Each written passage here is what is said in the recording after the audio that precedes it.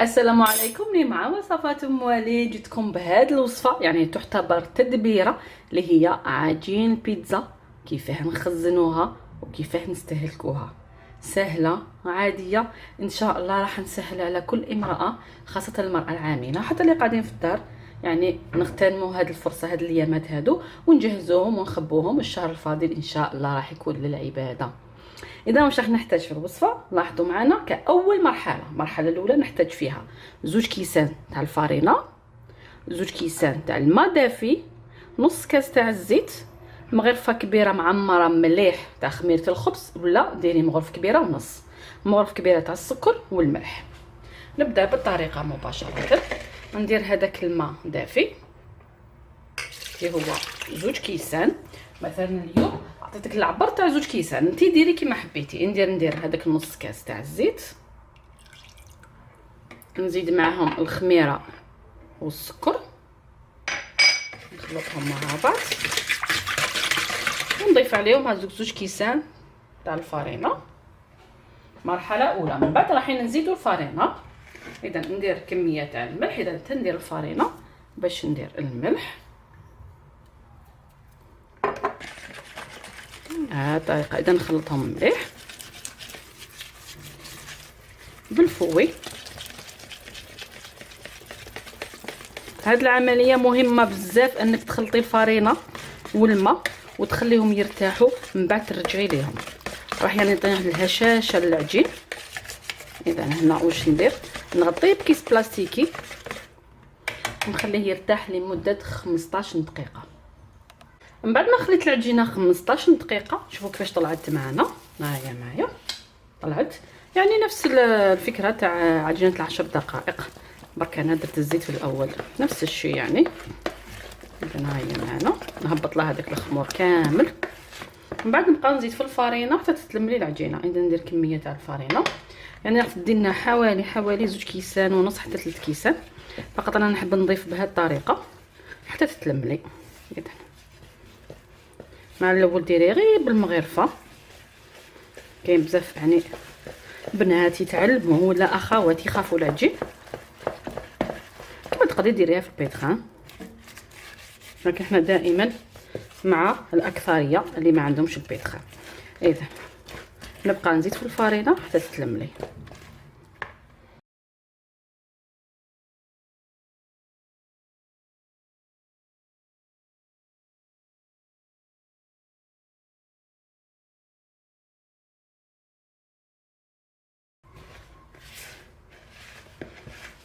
كي نشوف هاد تلمت باش ندير يدي. اذا راني نلم وندلك في نفس الوقت، ونلم العجين هذاك تاع الطرف.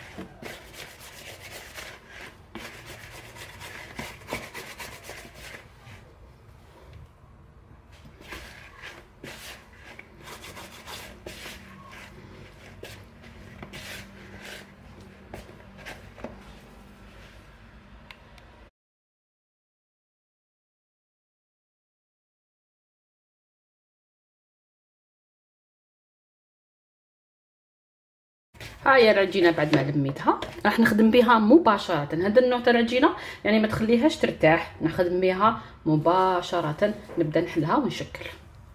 نبدا نحكم كميه تاع العجينه. مثلا درت لك كميه تاع 2 كيسان، انت تقدري ديري اكثر الا حبيتي تخدمي كميه كبيره وتخبيها. اذا ندير شويه تاع فارينه، لازم نديروا الفارينه لانه العجينه تجي تتلصق، لانه راح تخرج لك خفيفه. اذا نفتحها بالحلال.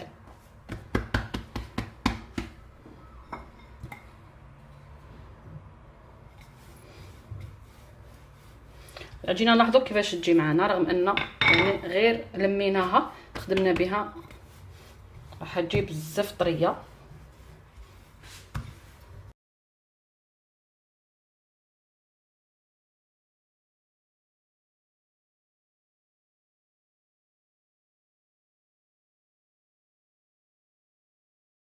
ونطبعها بالطابع. دوك انا خيرت هذا اللي تحبهم صغار ديريهم صغريهم اكثر، تحبيها خبزه كبيره جيبي طبسي وديريها، يعني قطعيها على شكل دائره تكون كبيره. دوك هنا انت على حساب الرغبه تاعك.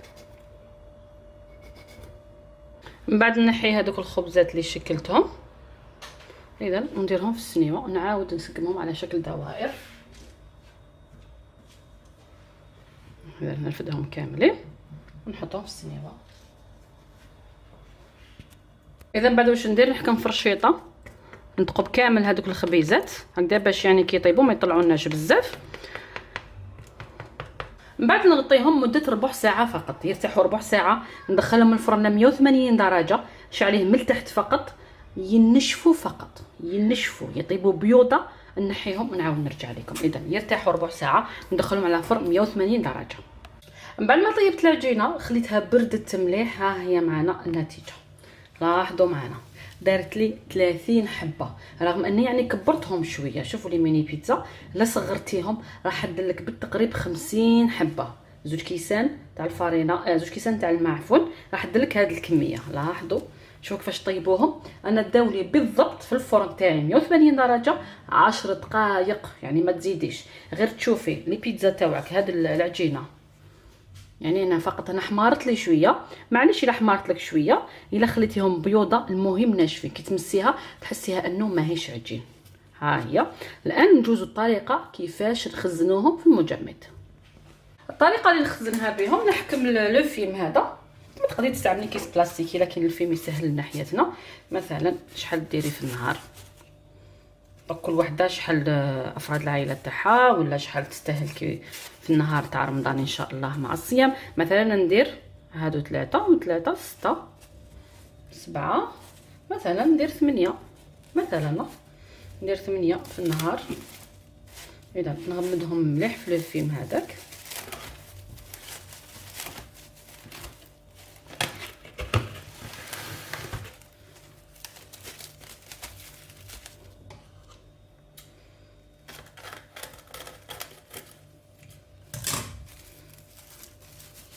نزيد لهم كميه من هذه الجهه هكذا باش نغمدهم مليح وما يدوناش الريحه نتاع المجمد بهذه الطريقه.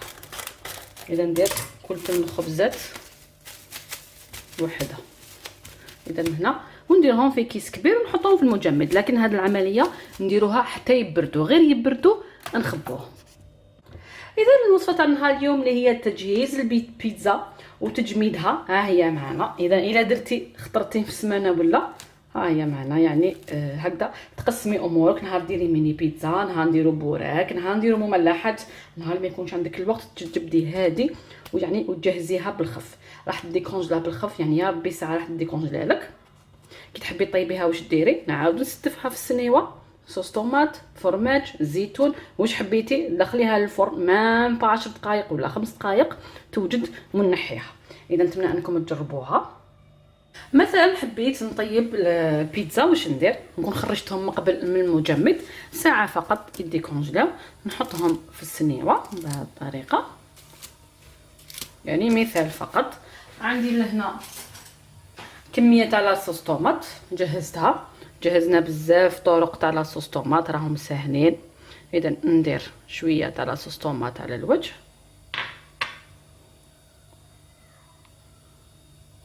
من بعد ندير عليه كميه تاع الفرماج. انا اليوم خيرت الموتزاريلا. الموتزاريلا هي اللي تمدلك هذاك اللي فيه هذاك تاع يعني كي تقسمي البيتزا تاعك ولا تجي فيها دوك الخيطان هذوك، نسكرفجها ونحطها على الوجه بهذه الطريقه. نحمل لكم فقط النوع تاع الموتزاريلا اللي استعملته. اذا كاين بزاف ناس يعني يسقسوني واش استعملتي، هذا هو اللي يمد لنا يعني هذاك كي تقسمي البيتزا تاعك يمد لك هذوك الخيطان. فقط لازم فرن سخون وديريها في الاول مع البيتزا تاعك ولا لي غراتا. اذا ندير الفرماج على الوجه. والتزيين هنا حبيت ندير، هنا عندي انا طوماطيش سوريز، ولا ديري نص حبه تاع الزيتون، زيتون اخضر ولا اللي عندك. اذا وندخلهم الفرن على 190 درجه يكون سخون ميم با 10 دقائق ويوجدوا. بعد ما طابت البيتزا شوفوا كيفاش طابت، شوفوا داك الفرماج كيفاش داب. دائما كمعلومه الموتزاريلا لازمها فوق سخون. اذا ها هي معنا، شوفوا كيفاش طابت لنا. انا فقط درت لها يعني تزيين خفيف ساهل غير بالطوماطيش سوريز. اذا راح نقسم لكم منها شويه هكذا باش تشوفوا كيفاش جاتنا. اذا ها هي كيفاش طابت، حمر الله الله، ما داتليش 10 دقائق في الفوغ 190 درجه. اذا راح نقسم لكم منها هكذا باش تشوفوا كيفاش جات. بسم الله. ها هي معنا، شوفوا شحال خفيفه وسهله وبسيطه رائعه. جربي الوصفه، والى الملتقى ان شاء الله مع وصفه جديده، والى اللقاء.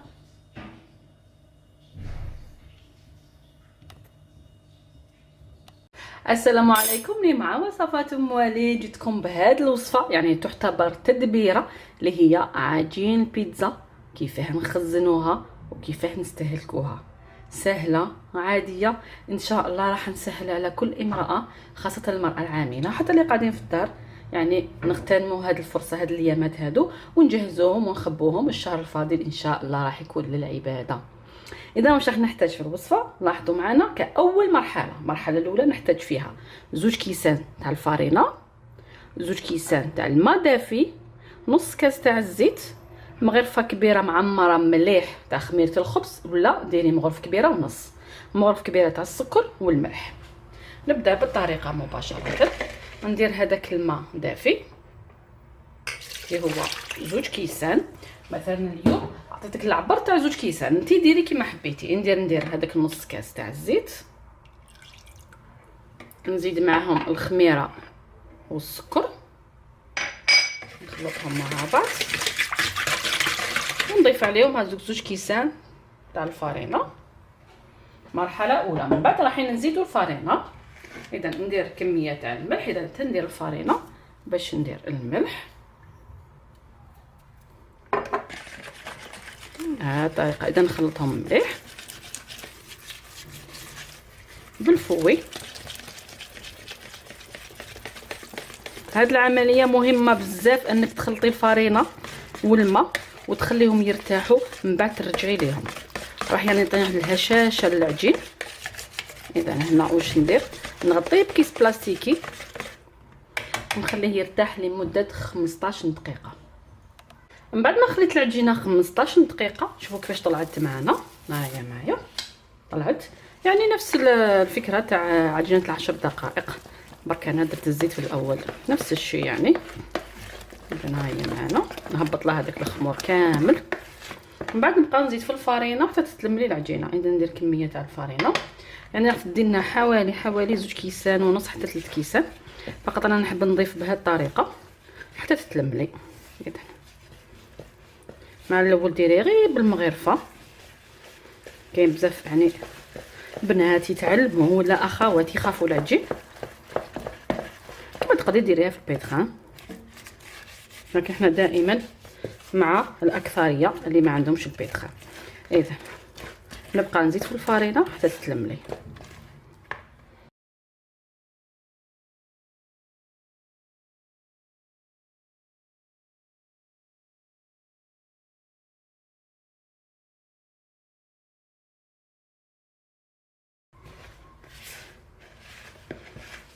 كي نشوفها تلمت باش ندير يدي. اذا راني نلم وندلك في نفس الوقت، ونلم العجين هذاك تاع الطرف.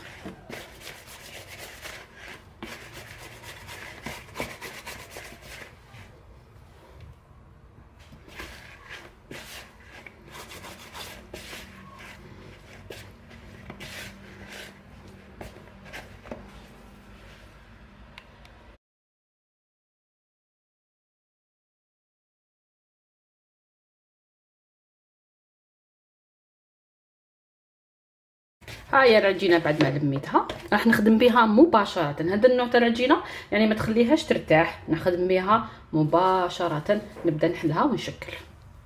نبدا نخدم، نحكم كميه تاع العجينه. مثلا درت لك كميه تاع 2 كيسان، انت تقدري ديري اكثر الا حبيتي تخدمي كميه كبيره وتخبيها. اذا ندير شويه تاع فارينه، لازم نديروا الفارينه لانه العجينه تجي تتلصق، لانه راح تخرج لك خفيفه. اذا نفتحها بالحلال.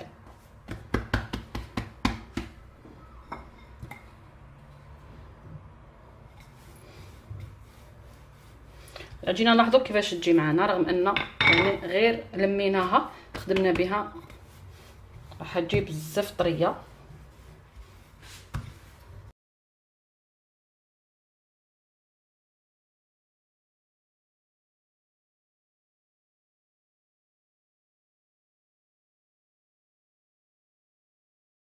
ونطبعها بالطابع. دوك انا خيرت هذا اللي تحبهم صغار ديريهم صغريهم اكثر، تحبيها خبزه كبيره جيبي طبسي وديريها، يعني قطعيها على شكل دائره تكون كبيره. دوك هنا انت على حساب الرغبه تاعك. من بعد نحي هذوك الخبزات اللي شكلتهم اذا ونديرهم في السنيوه ونعاود نسقمهم على شكل دوائر. اذا نرفدهم كاملين ونحطهم في السنيوه. اذا بعد واش ندير، نحكم فرشيطه نثقب كامل هذوك الخبيزات هكذا باش يعني كي يطيبوا ما يطلعوناش بزاف. من بعد نغطيهم مده ربع ساعه فقط، يرتاحوا ربع ساعه. ندخلهم الفرن 180 درجه، نشعليه من التحت فقط، ينشفوا فقط، ينشفوا يطيبوا بيوضه، نحيهم ونعاود نرجع لكم. اذا يرتاحوا ربع ساعه، ندخلهم على فرن 180 درجه. من بعد ما طيبت العجينه خليتها بردت مليح، ها هي معنا النتيجه. لاحظوا معنا دارت لي 30 حبه، رغم اني يعني كبرتهم شويه. شوفوا لي ميني بيتزا لا صغرتيهم راح دلك بالتقريب 50 حبه. 2 كيسان تاع الفارينه، 2 كيسان تاع الماء عفوا، راح دلك هذه الكميه. لاحظوا شوفوا كيفاش طيبوهم. انا داولي بالضبط في الفرن تاعي 180 درجه 10 دقائق، يعني ما تزيديش، غير تشوفي لي بيتزا تاعك هذه العجينه. يعني انا فقط انا حمارت لي شويه، معليش الا حمارت لك شويه، الا خليتيهم بيوضه المهم ناشفين، كي تمسيها تحسيها انه ماهيش عجين. ها هي. الان نجوزوا الطريقه كيفاش نخزنوهم في المجمد. الطريقه اللي نخزنها بهم، نحكم لو فيلم هذا. تقدري تستعملي كيس بلاستيكي لكن الفيلم يسهل ناحيتنا. مثلا شحال ديري في النهار، كل وحده شحال افراد العائله تاعها ولا شحال تستاهل كي في النهار تاع رمضان ان شاء الله مع الصيام. مثلا ندير هادو 3 و3 6 7، مثلا ندير 8، مثلا ندير 8 في النهار. اذا نغمدهم مليح في الفيلم هذاك.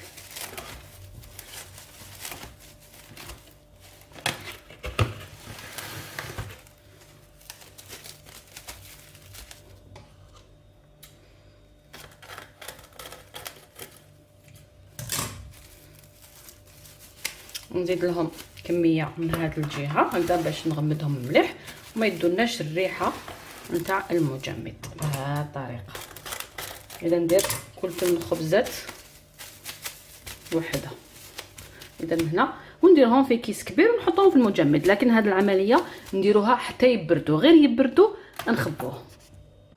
اذا الوصفه تاع نهار اليوم اللي هي تجهيز البيتزا وتجميدها ها هي معنا. اذا الا درتي خطرتين في السمانه ولا ها هي معنا، يعني هكذا تقسمي امورك. نهار ديري ميني بيتزا، نهار نديرو بوراك، نهار نديرو مملحات، نهار ما يكونش عندك الوقت تجبدي هادي ويعني وتجهزيها بالخف. راح ديكونجلا بالخف، يعني يا ربي ساعه راح ديكونجلا لك. كي تحبي طيبيها واش ديري، نعاودو نستفها في السنيوه، صوص طوماط، فرماج، زيتون، واش حبيتي دخليها للفرن مام با 10 دقائق ولا 5 دقائق توجد ونحيها. اذا نتمنى انكم تجربوها. مثلا حبيت نطيب البيتزا واش ندير، نكون خرجتهم من قبل من المجمد ساعه فقط يدي كونجلاو، نحطهم في السنيوه بهذه الطريقه. يعني مثال فقط، عندي لهنا كميه تاع لاصوص طوماط جهزتها، جهزنا بزاف طرق تاع لاصوص طوماط راهم ساهلين. اذا ندير شويه تاع لاصوص طوماط على الوجه،